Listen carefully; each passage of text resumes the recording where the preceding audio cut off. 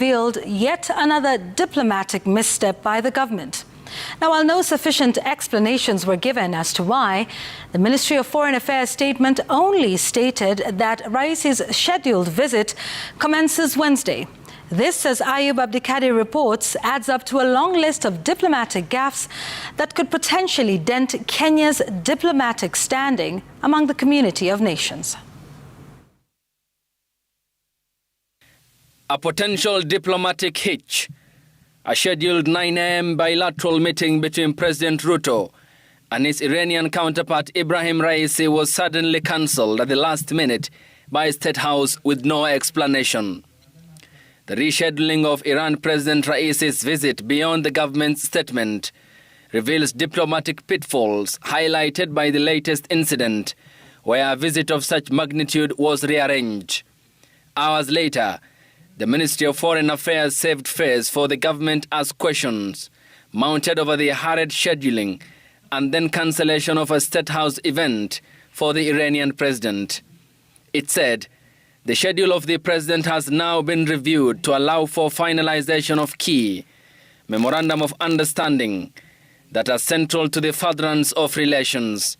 The Iranian president will now arrive tomorrow for a state visit. A successful state visit takes great planning to ensure that protocol departments from both countries work in collaboration, including guiding the leaders during ceremonies and where to stand and who to stand next to. This is for visiting world leaders to have the best experience during their visits, which comprises of advanced preparations, arrival at State House, meeting with President Ruto, and thereafter lay a wreath at the Kenyatta Mausoleum. It comes amid diplomatic gaffes that analysts say have the likelihood of denting Kenya's diplomatic profile, including trade seers Moses Kuria's comment, who in May said, military juntas do not become democrats simply because of false principle of non-interference. The African Union can marshal a strong enough army to bomb Khartoum to smithereens, to which Foreign Affairs Principal Secretary Dr. Korir Sing'oei responded, the personal views expressed by Moses Kuria do not represent the government's policy on this complex and challenging issue. We continue to work with all parties towards a peaceful resolution of the Sudan crisis.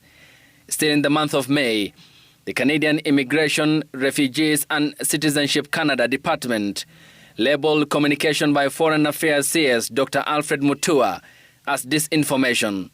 It said, disinformation is circulating suggesting that special programs are welcoming Kenyan immigrants.